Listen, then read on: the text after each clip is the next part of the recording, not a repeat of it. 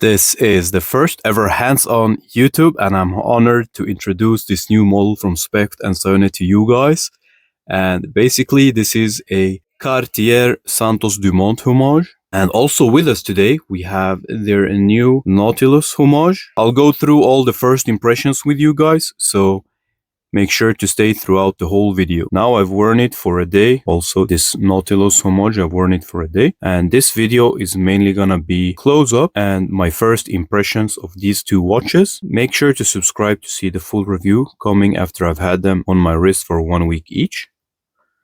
Alright, let's go ahead with the first impressions. When I first got this watch, I was really happy with the proportions and how they got everything right. I expected it to be a bit darker, but it's very much a amber color. No issues here. I don't have any amber color dial yet, so it's a very nice addition to my collection. Another thing I reacted to immediately was a close-up of the print. Reveals that it's a thick print, which gives the dial some depth, which is really nice.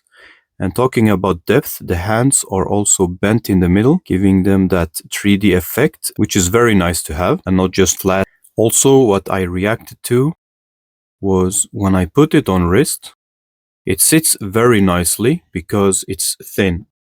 And it's thin because of the movement inside. This is just 9mm. The movement can fool you to make you believe that it's an automatic, but it is not. It's a sweeping quartz movement, so it's a mecha quartz movement. More on all the specifications, dimensions, and all that will be in the full review, so make sure to subscribe to not miss that. All in all, I think everything goes well together design-wise on this watch. And it sits very flush on my 7-inch wrist. And here is the Nautilus, and it sits very low on the wrist. Very nice to see on an integrated style bracelet. So no complaints there. However, I will tell you, if you are sensitive to sharp edges, it's not really sharp, but there is no like chamfered edge on the inside. So beware of that.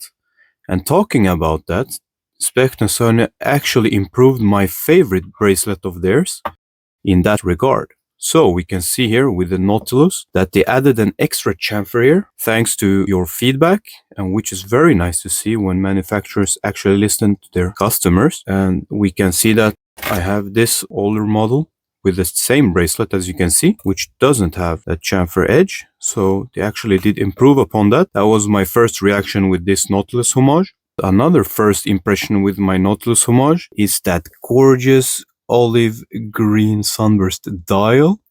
I just really enjoy it. Such a nice color to me because, yeah, I like olive green, as you can see. This is a watch that I also reviewed on the channel. Initially, this watch was white. Now it's green because I swapped the dial myself. This watch is a fair bit thinner even than the Santos Homage. And you can really feel the difference on wrist, even though this feels really good. Having an 8mm thin watch on your wrist is even more like amazing, especially with an integrated style bracelet. Just feels so right. And as for this watch, this bracelet is not actually integrated, even though it looks like that.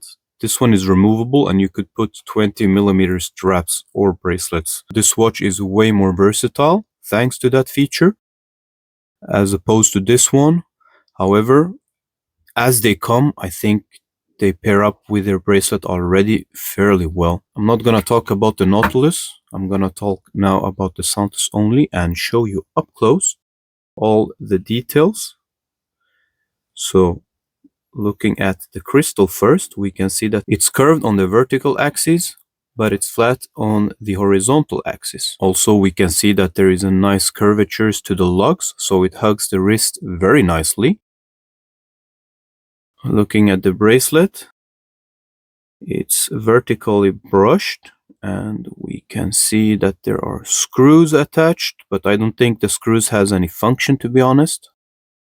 We can see the connection beneath, and we can see those nice arrows, which helps you know which way you should pull out those pins to resize the bracelet. The butterfly clasp is quite different to what they usually ship their watches with. I personally like this look of this clasp more. However, when it's closed, you don't see that clasp. What you can see, they have branded the bottom side of the butterfly clasp, and it looks really fresh like this. And you can really see the tolerances are really fine.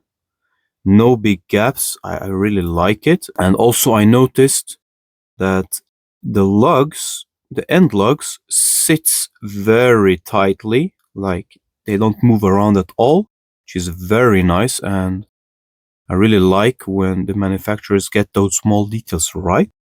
So first impressions wise, I'm very, very glad and happy with this watch.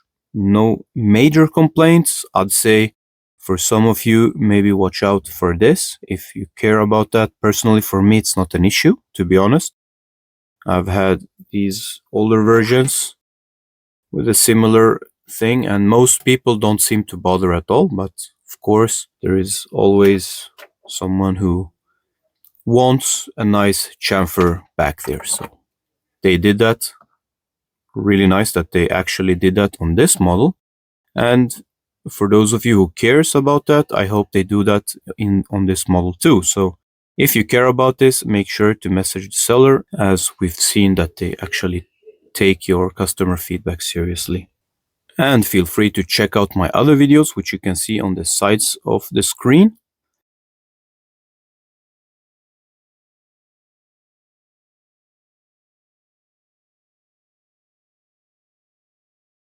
Peace out.